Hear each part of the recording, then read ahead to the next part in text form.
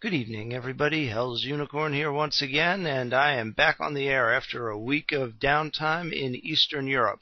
I did not specify on my specific destination at my time of departure for a couple of reasons, some of them personal and some of them related to my recent videos on airport security.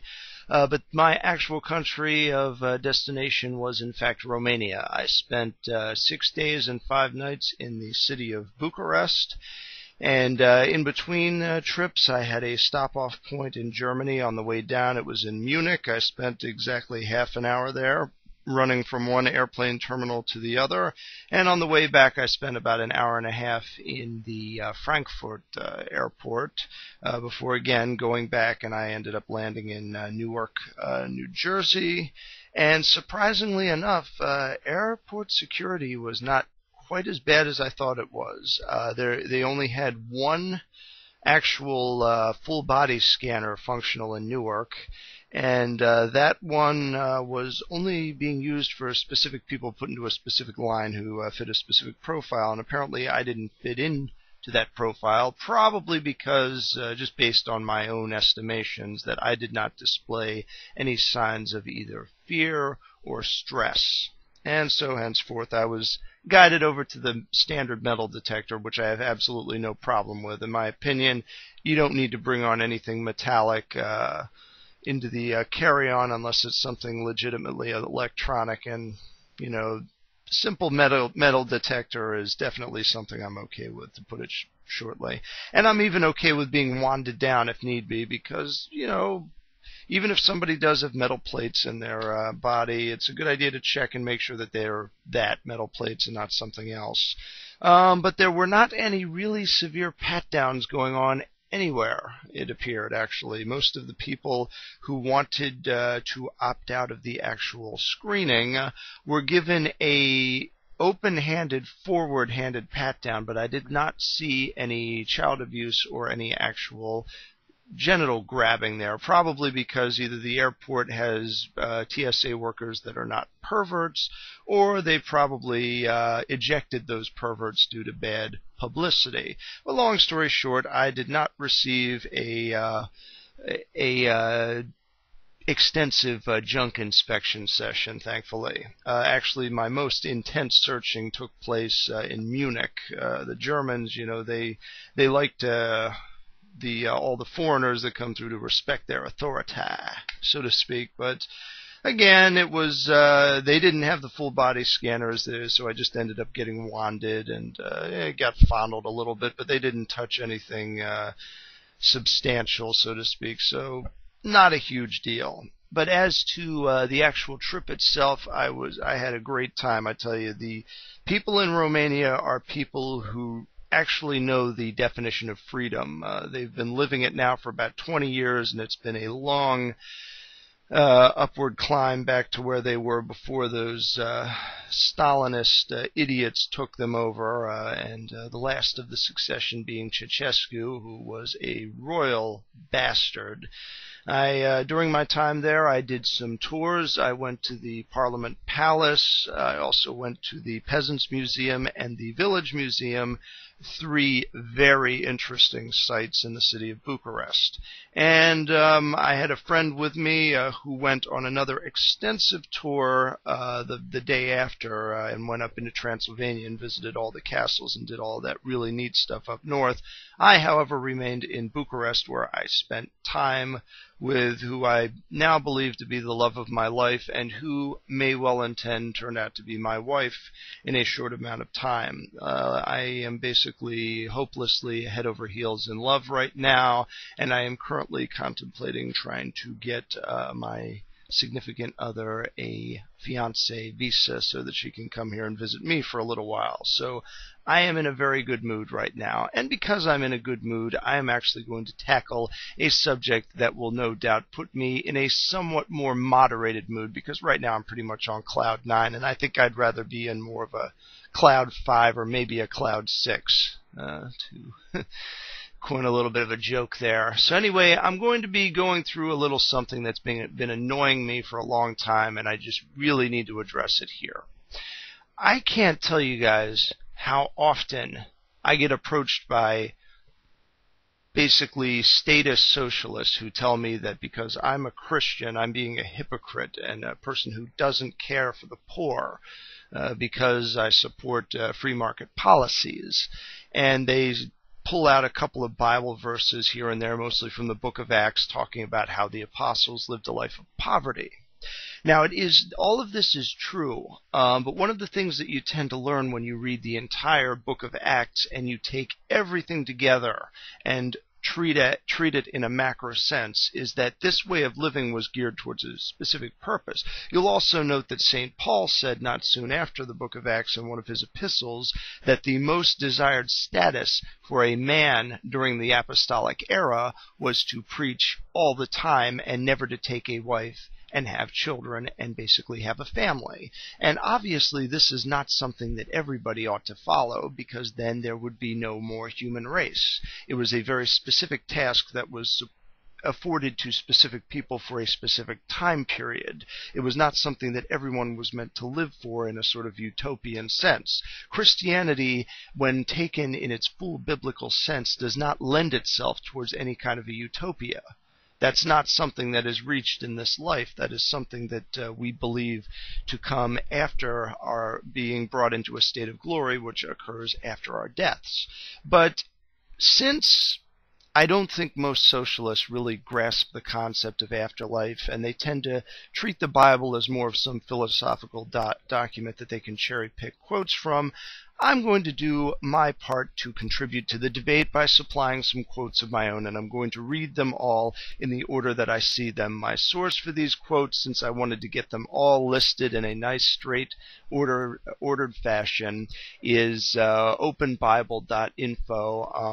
I'm going to put a link in the description, and you can cross-reference these verses with the different versions of the Bible that you can find in the Bible Gateway site. I think most of these are taken from the American King James Bible. That's what the language mostly seems to be pointing towards. So let's start with 2 Thessalonians chapter 3, verse 10. For even when we were with you, we would give you this command: if anyone is not willing to work, let him not eat. But people who don't work should get welfare regardless of what their health and status is. Tough one there. Colossians chapter 3, verse 23. Whatever you do, work heartily, as for the Lord and not for men. Proverbs chapter 18, verse 9. Whoever is slack in his work is a brother to him who destroys. Ooh, that's a really devastating one for anybody who supports status socialism. Proverbs chapter 13, verse 4. The soul of the sluggard craves and gets nothing, while the soul of the diligent is richly supplied. Proverbs 10, verse 4. A slack hand causes poverty, but the hand of the diligent makes rich. Proverbs chapter 20, verse 4. The sluggard does not plow in the autumn. He will seek at harvest and have nothing. Proverbs chapter 24, verses 30 through 34. I passed by the field of a sluggard, by the vineyard of a man lacking sense, and behold, it was all overgrown with thorns. The ground was covered with nettles, and its stone wall was broken down. Then I saw and considered it. I looked and received instruction. A little sleep, a little slumber, a little folding of the hands to rest, and poverty will come upon you like a robber, and want like an armed man. Proverbs chapter 21, verse 25. The desire of the sluggard kills him, for his hands refuse to labor. Proverbs chapter 19, verse 15. Slothfulness casts into a deep sleep, and an idle person will suffer hunger. 1 Timothy chapter 5, verse 8. But if anyone does not provide for his relatives, and especially for members of his household, he has denied the faith and is worse than an unbeliever. Who provides to families who are on welfare for extended periods of time? Is it the heads of the household? Are they the ones supplying the money? Let me think. No. All right, moving on. 2 Timothy chapter 2, verse 15. Do your best to present yourself to God as one approved, a worker who has no need to be ashamed, rightly handling the word of truth. Hebrews chapter 13, verse 16, do not neglect to do good and to share what you have, for such sacrifices are pleasing to God. Note it states, do not neglect to do good and share what you have. They're not saying that somebody else has to share for you. They're saying that you are the one to share. Okay, Ecclesiastes chapter 9, verse 10. Whatever your hand finds to do, do it with your might, and there is no work or thought or knowledge or wisdom in Sheol, aka hell, to which you are going. So basically, they're saying that lazy people go to hell. Ooh, that's really nasty. That sounds pretty anti-socialist to me. Proverbs chapter 26, verse 13 through 16. The sluggard says, there is a lion in the road, there is a lion in the streets. As a door turns on its hinges, so does a sluggard on his bed. The sluggard buries his hands in the dish. It wears him out to bring it back to his mouth. The sluggard is wiser in his own eyes than 7 men who can answer sensibly. Ooh, that's really disparaging. Genesis chapter 2, verse 15. The Lord took the man and put him in the Garden of Eden to work it and keep it. James chapter 1, verse 22. But be doers of the word, and not hearers only, deceiving yourselves.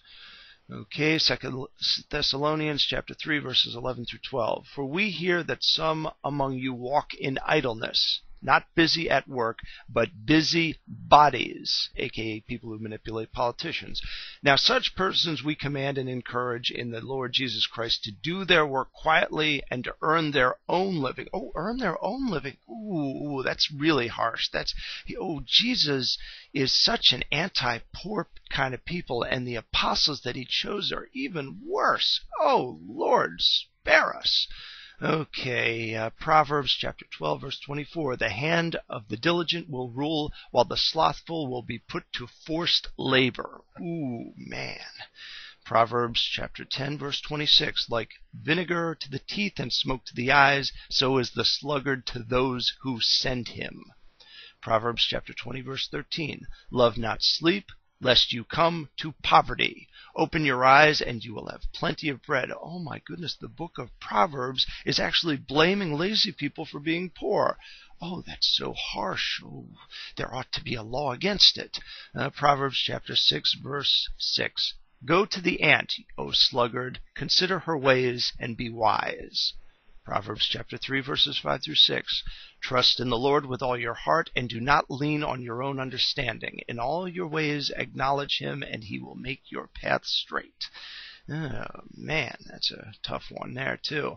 James chapter 1, verse 23. For if anyone is a hearer of the word, but not a doer, he is like a man who looks intently at his natural face in a mirror. Whew. Ephesians chapter 4, verse 28. Let the thief no longer steal, but rather let him labor, doing honest work with his own hands, so that he may have something to share with anyone in need.